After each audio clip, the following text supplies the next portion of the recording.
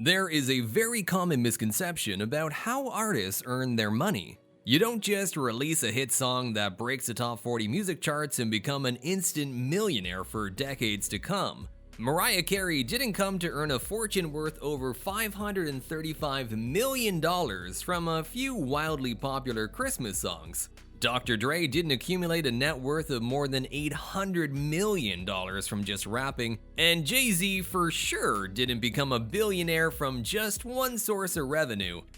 That may have been true, at least to some extent if you were in the 1990s, but now, navigating how much you can make as an artist is a lot trickier. Most of the time, financial success for an artist comes from revenue streams outside of how many people bought their songs. So how much do they earn from their top hits, and where is all that dough rolling in from? Let's find out! Does it matter how many people listen to a song? According to Zach Bellas, the founder of SMB Records, the answer is an enthusiastic yes. How else are you going to get to the top? However, that said, having a million people listen to your song won't earn you $1 million. Where the number of listens counts is located in social proof and algorithms. If an artist's song gains attention, the more people that listen to it, the more that algorithm will recommend it to others. Then as the play counts rise and more people view it, the more popular it gets, up until it reaches the top research, which leads us to streaming. You're listening to Spotify, and your favorite artist is making thousands if not millions off it. While streaming revenue has increased immensely in the last few years, it's still not enough to sustain a music career with longevity. Still, that doesn't mean it doesn't bring home the occasional million to the likes of Drake and Ariana Grande. You'll be surprised if you look at how many streams your favorite artist or even your least favorite artist has. But how much are they really paid for each stream? Are they paid every time a song is played on a platform like Spotify? Spotify's rules go like this. If a track is playing for more than 30 seconds, it's counted as a stream. As of 2019, artists are paid anywhere from $0.00331 and $0.00437 for their songs. To earn a monthly minimum wage, an artist would need about 400,000 streams. If you're someone like Taylor Swift, who made $5 million in the first half of 2017, then there is no need to worry. When you have millions of fans tuning in and replaying the song, the sum adds up quickly. To date, only 2 artists have earned the same millions without touring. Drake made most of his money in 2017 through streaming, earning $8.7 million. Future made only $3 million less. Spotify is a gold mine. In 2020 alone, it made about $9.5 billion. The platform keeps about 30% of the revenue. Music publishers, the ones representing songwriters, get 15%, and the record label gets a satisfying 55%. Depending on the contract they have with their artists, they also get a reasonable percentage as well. If you take another streaming service such as Apple Music and what it makes from subscription fees and advertising, then you're looking at a bigger number. At the end of the day, streaming doesn't work in the same way as when songs get played on the radio. In 2021, a letter viewed by the Wall Street Journal revealed Apple pays a penny per stream, which is crazy when you think about it, over double what Spotify pays. However, it should be said that Spotify is bigger than Apple Music. Spotify has ad-supported music, and let's not even get into the paid Spotify Premium. Spotify has over 345 million users, 155 million of them paying for the premium experience. Now, imagine someone like Justin Bieber, who has the most monthly listeners for a male artist, a total of 76.30 million, and someone like Dua Lipa, who has the most monthly listeners for a female artist, 63.19 million, get paid. If we're talking in general, Justin Bieber and Louis Fonsi and Daddy Yankee's Despacito, which was streamed by 1,286,000,000, has so far earned a whopping £4,389,641.40. Ed Sheeran's Shape of You has been played 2,307,000,000 times and has so far earned £7,874,729.95. Synchronization. Then we have synchronization.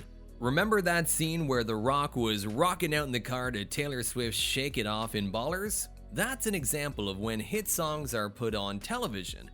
When a hit song, whether it's a classic ballad or a hit ego-boosting bop, is included in a movie, commercial, or on TV in general, it involves a license negotiated between the content producers and songwriters/publishers. The negotiations? It comes with a fee paid upfront. And once the movie or show has been broadcast, royalties are also paid. As you can imagine, sync licenses are crazy lucrative. We're talking like $15,000 and $60,000 as a synchronization fee charged by music publishers for major studio films. Admittedly, that number can be lower or higher depending on the stature of the artist, the budget of the movie, and the length of the use. For example, songs used over the opening credits are ridiculously expensive because of the importance they hold to the movie's theme. That means that their cost usually ranges between $30,000 to a whopping $65,000 for synchronization and video rights. Let's give an example. Familiar with the Rolling Stones' 1965 hit, I Can't Get No Satisfaction?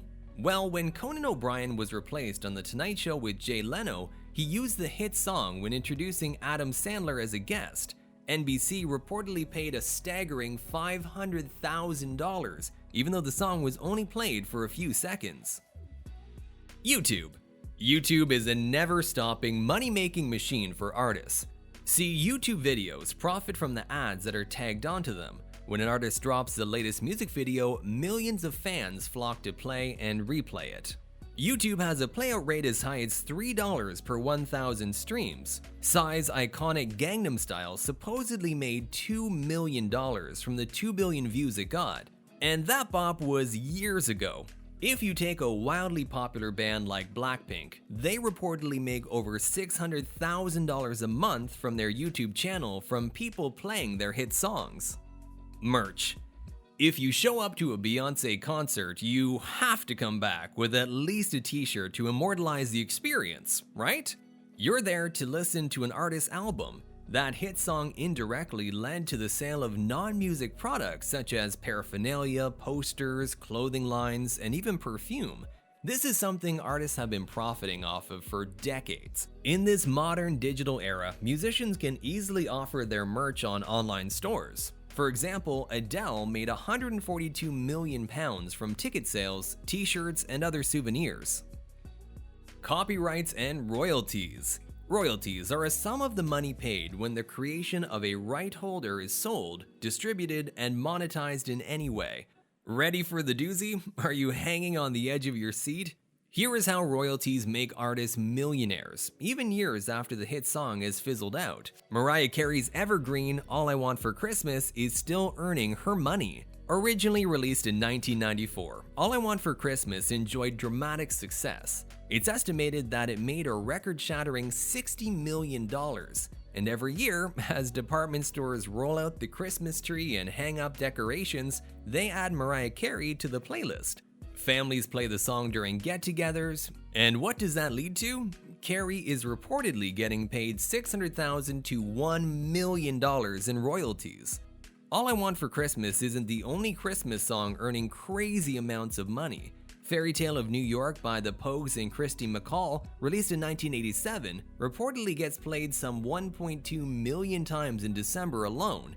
That means royalties are no less than $479,000 a year. Live events and touring. Touring, performing in front of a live audience, is what most artists live for. They don't just do it for the joy of performing in front of thousands of adoring, screaming fans. It's because it's the #1 most lucrative venture they can invest in. Every music fan is dying to see their favorite artist in real life. That's why tours and music festivals gain too much traction and insane crowds, even if the lineup every year is more or less the same. No matter how much album sales increase or dwindle, and no matter how many cents they earn from streams, live shows can always be relied on to command high ticket prices. Take the Beatles, for example. They were the first stadium band in the world. On August 15, 1965, they played Shea Stadium in front of 55,000 people. They brought home $304,000. In today's money, that means they earned $2.4 million in a single night, or even more. If an artist sells, let's say 72,000 tickets a day, they could earn anything from $750,000 to millions of dollars in a single gig. In her Formation World Tour in 2016, Beyoncé grossed an eye-watering $256 million. $210 million was earned through the first two legs of the tour, which included doing shows across North America and Europe. If we take things back to 2014 to the On the Run tour, Beyoncé earned about $5.2 million each night. Artists have always made the bulk of their fortune from touring and performing live. In 2017, the highest paid musical act was U2, who earned a total of $54.4 million. 95% or $52 million of that came from touring. Less than 4% was from album sales and streams. The second highest paid musical act was Garth Brooks. 89% of his earnings are credited to his touring. The same goes for even the band Metallica, who earned 71% from performing live. And that's a wrap for how much do artists make from their top hits. What did you think about these insane amounts of money? Let us know your thoughts in the comments below.